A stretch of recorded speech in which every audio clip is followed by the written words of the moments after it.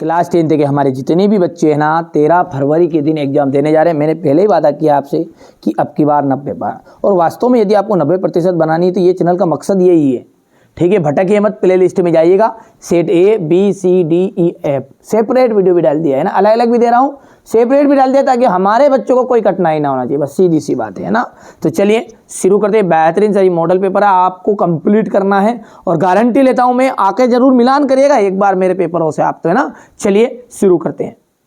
पहला है आपका, यहाँ पर देखिए X square B X plus C में शून्यकों का योगफल क्या होता है। देखो शून्यकों का योगफल होता है अल्फा प्लस बीटा इक्वल होता है माइनस का बी बटा है, और गुणनफल कहते हैं अल्फा इंटू बीटा सी बटा है।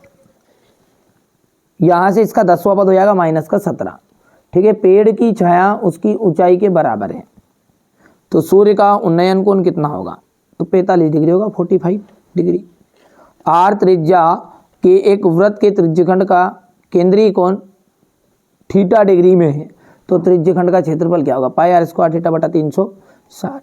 दो गोलों के आयतनों का अनुपात 64:27 है, तो उनके पृष्ठीय क्षेत्रफलों का अनुपात क्या होगा।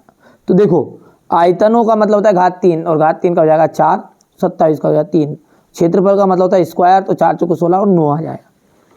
यहाँ पर यदि हम बात करें तो ये आपका माध्य का फॉर्मूला है। ठीक है, असल में ये कल्पित माध्य है पे, तो है ना।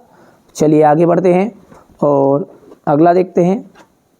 इंग्लिश मीडियम वाले बच्चे बढ़िया से कंप्लीट करेंगे हमारे, है ना। ये यहाँ तक हो गया है, ये क्वेश्चन नंबर 4 है आपका, 5 हो गया, ये क्वेश्चन नंबर यहाँ से 6 हो गया। ठीक है, A X square plus B X plus C एक बहुपद का उदाहरण है। तो ये A X square plus B X plus C जो है एक द्विघात, क्योंकि घात 2 वाले बहुपद को अपन कहते हैं द्विघात,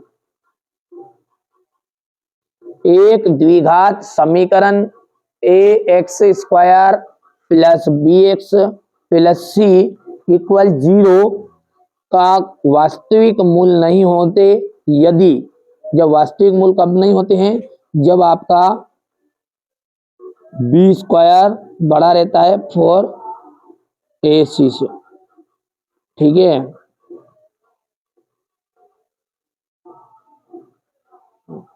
यहां पर देखिए ये आप ऐसा करिएगा इसको, तो कि ये बड़ा कब नहीं रहता है, इसको ऐसा लिखेगा ना, बी स्क्वायर माइनस 4ac जो होता है वो आपका मूल वास्तविक कब नहीं होंगे, जब वो बड़ा रहेगा 0।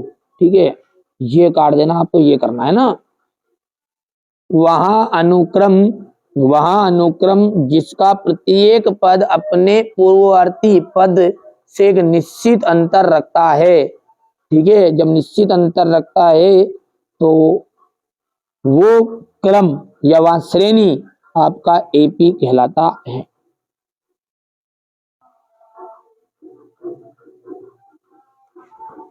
ठीक है, ए बराबर 2a, 0 है, और यहाँ पर है 0, 2b का आपका मध्य बिंदु निर्देशांक क्या होगा।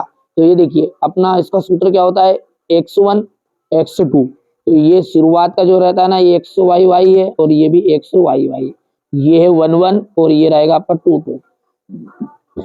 तो 2a प्लस, देखो ध्यान से देखो जल्दी से, 2a प्लस 0 और बटे में 2, ऐसा फॉर्मूला होता है ये मध्य बिंदु का, यानी a1 a2 बटे 2 में, ये सॉरी x1 प्लस x2, तो x1 हो गया। अब इसी तरह y1 बोलो, y1 है 0 प्लस y2 है 2b और बटे में 2, जैसे सोल्व करोगे तो ये 2a आ जाएगा, देखो गौर से, 2a बटा 2 कोमा आ जाएगा कोमा, और 2b बटा 2, 2 से 2 कैंसिल, यहाँ से 2 से 2, तो आंसर क्या निकल कर आया आपका, यही तो निकल कर आया a कोमा b।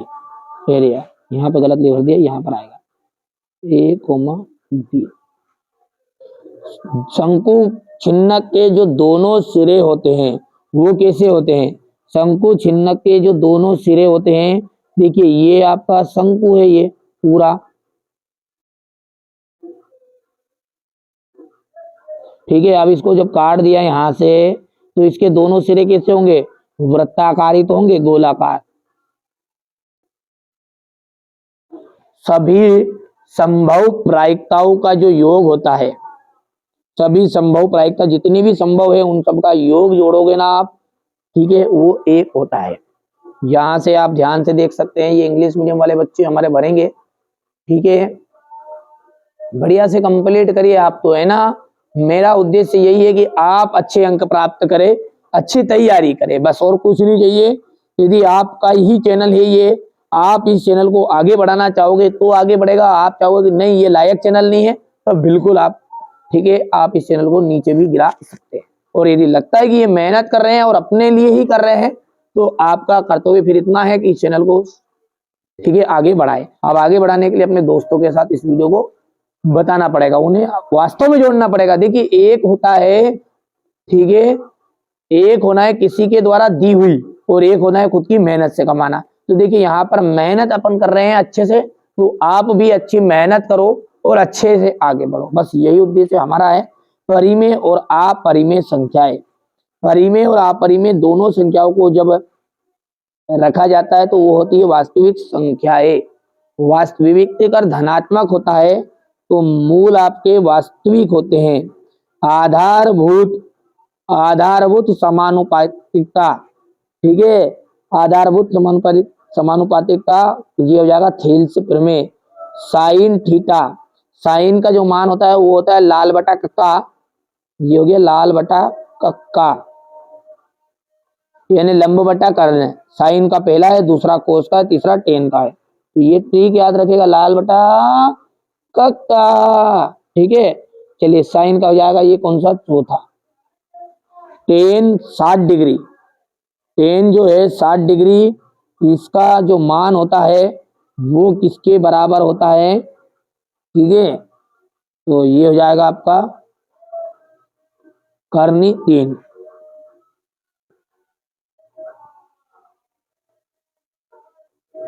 ठीक है।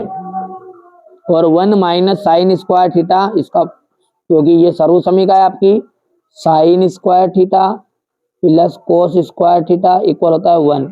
अब मैं कहूं कि ये साइन को उधर ले जाऊंगा मैं, तो कोस स्क्वायर थीटा इक्वल हो जाएगा 1 माइनस साइन स्क्वायर थीटा, तो यही तो है। तो ये हो गया आपका छठा अंक।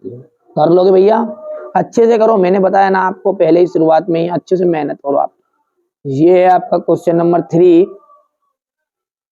ठीक है, हो गया।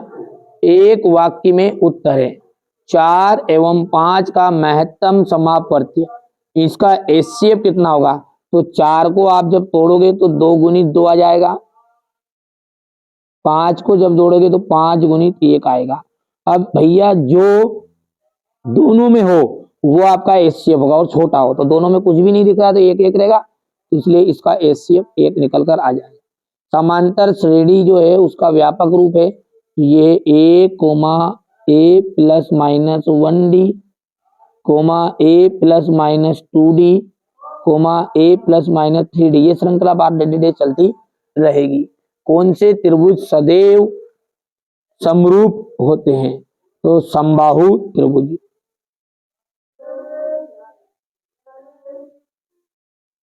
मूल बिंदु से x, y के बीच की दूरी क्या होगी, तो मूल बिंदु से इसके दूरी होगी x square plus y square, क्योंकि यहाँ पर x1 का मान तो x रहेगा, लेकिन x2 का मान, क्योंकि एक तो ये हो गया x, y, ये आपका x1 y1 बन गया, और अगला रहेगा 0, 0, तो x2 और y2।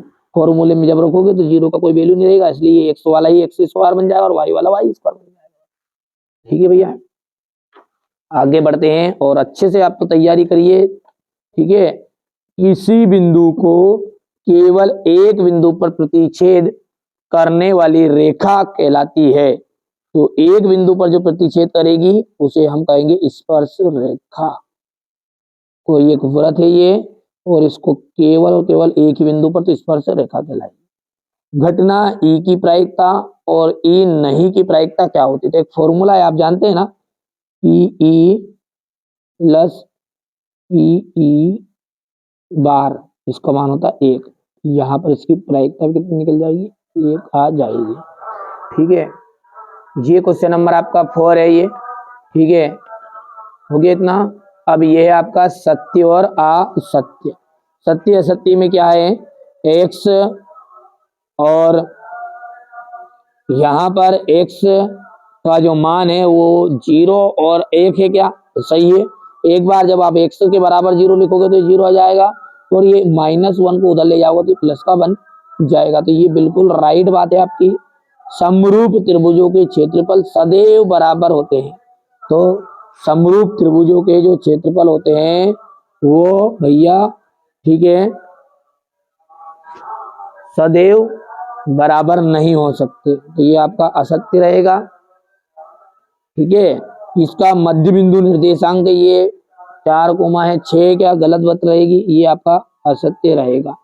किसी निश्चित घटना की प्रायिकता का जो मान है, किसी निश्चित घटना की प्रायिकता का मान 1 होता है, तो कोई निश्चित घटना की प्रायिकता का मान 1 ही होता है। ठीक है, चलिए आगे बढ़ते हैं। और अगला है, वृत्त के केंद्र पर जीवा के द्वारा डाला गया लंब जीवा को समद्विभाजित करता। बिल्कुल, दीर्घ वृत्त खंड का क्षेत्रफल संगत त्रिज्य खंड के क्षेत्रफल से कम होता है क्या।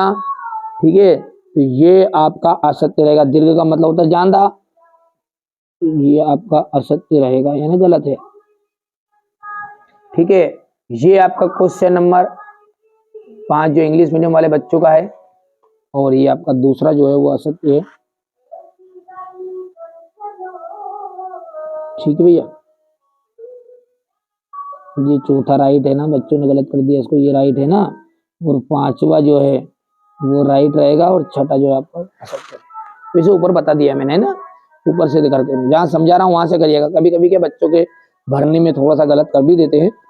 सिद्ध कीजिए कि कर्णी 2 एक अपरिमेय संख्या है। HCF 18 है तो LCM 380 हो सकता है क्या, कारण बताइए। ठीक है, संख्याएं 4n पर विचार कीजिए, जहां n एक प्राकृत संख्या है। जांच कीजिए कि n का कोई ऐसा मान है जो 4n अंक के लिए शून्य पर समाप्त होता है।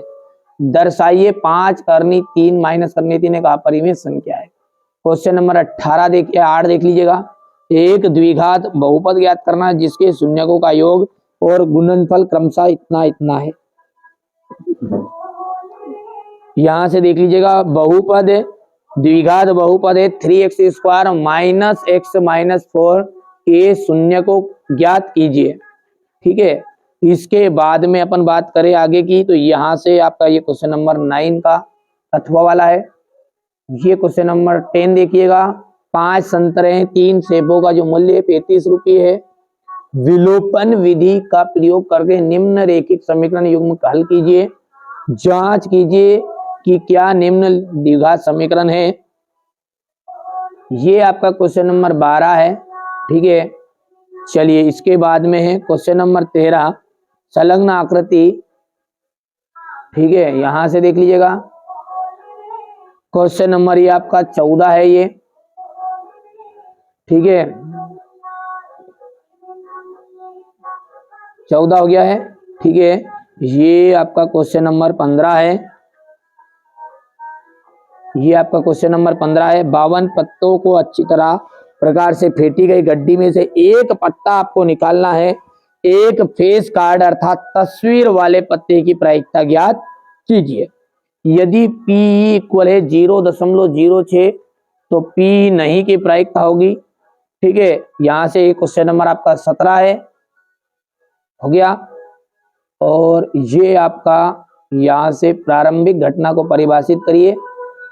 क्वेश्चन नंबर 18 है, एक मीनार के पाद बिंदु से भवन के शिखर का उन्नयन कोण जो है वो 30 डिग्री है। ठीक है, यहाँ से बढ़िया से आपको कंप्लीट करिए। हमारा जो उद्देश्य वो यही है, फिर में कर लीजिएगा भाई, बहुत ही ज्यादा ये 100% आ रही है और आएगी ही सही। ठीक है, मैं जितना बता रहा हूँ उतना आप कंप्लीट करो, अलग से भले ही पढ़ाई करो। मैंने आपको पहले ही बता दिया है, कई वीडियो में बोला है कि आप क्या करिए, आपके मेरे पे भरोसा मत करिए, आपके स्कूल के टीचर होंगे या जहां भी आप कोचिंग पढ़ रहे हैं, इस कोचिंग वाले सर को जरूर बता दीजिएगा। ये यदि वो बता दें आपके सर कि ये इंपॉर्टेंट नहीं है और नहीं आएंगे, तो आप इसमें से मत पढ़िएगा। मैं खुद ही कह रहा हूं, मत पढ़िए फिर, क्योंकि मुझसे ज्यादा भरोसा आपको उन पर होना चाहिए, और उनकी बातों पर आपको भरोसा नहीं तो बिल्कुल आप जीवन में कभी भी सफलता प्राप्त नहीं करोगे।